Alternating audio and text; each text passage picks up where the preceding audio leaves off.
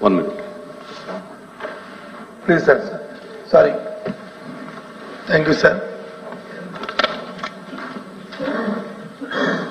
Small consideration, sir. నిన్న రోజున వచ్చి శాసనమండలి ఒక అంశం మీద వచ్చి చర్చించామని చేశా.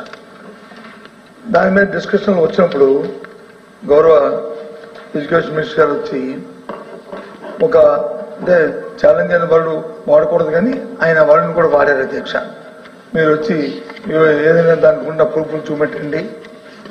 ముఖ్యంగా వీసీలు, నేను రాష్ట్రంలో ఉన్న వీసీలను వచ్చి 17 మందిని వాళ్ళందరినీ కూడా రాజీనామా చేయించారు.